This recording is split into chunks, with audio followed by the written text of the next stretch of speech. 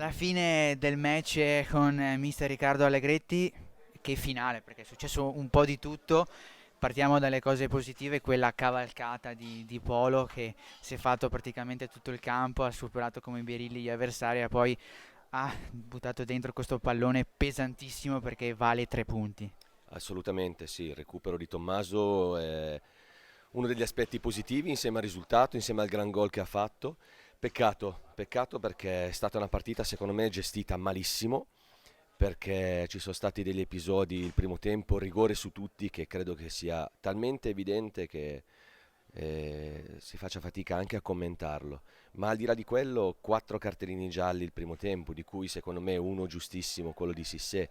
Quindi io penso che si sia un pochettino superato il limite, perché poi dopo fondamentalmente chiudere una partita del genere, seppur maschia, con 5 cartellini gialli, 2 cartellini rossi, penso che sia 3 cartellini rossi, anzi. Penso che sia un po' troppo, perciò io credo che senza offendere nessuno abbia dimostrato di essere di un'altra categoria.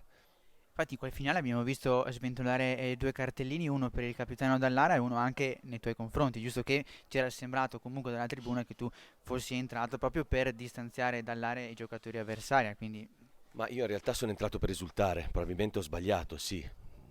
Mm, Non lo so fino a che punto. La motivazione è stata proprio quella, che nel momento in cui ho visto che si stavano agitando troppo, ho cercato di tenere, basta, e la motivazione per la quale mi ha dato il cartellino rosso era quella che io in quel momento non potevo stare in campo.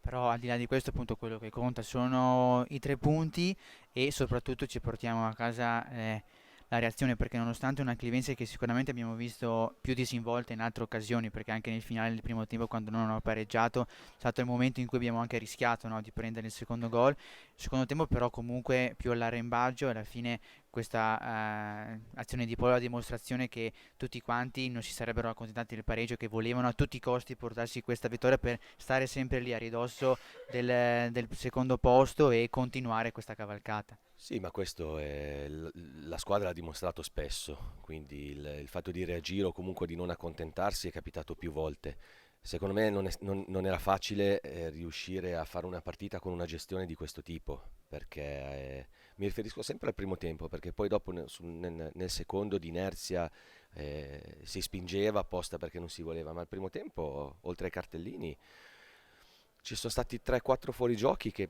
non lo so, probabilmente devo rivederli, però diventa poi difficile quando sistematicamente viene interrotta l'azione, quando non viene fischiato un rigore. Insomma, io credo che si debba rivedere tutti. Noi lo facciamo sistematicamente per capire le cose sulle quali migliorare.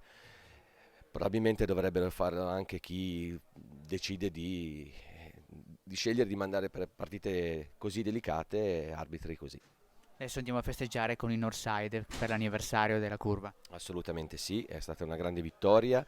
Andiamo a festeggiare un avvenimento importante per la nostra tifoseria, quindi felicissimi e guardiamo alla prossima, purtroppo con qualche squalificato, ma pronti per affrontare una gara importante come quella di Bassano.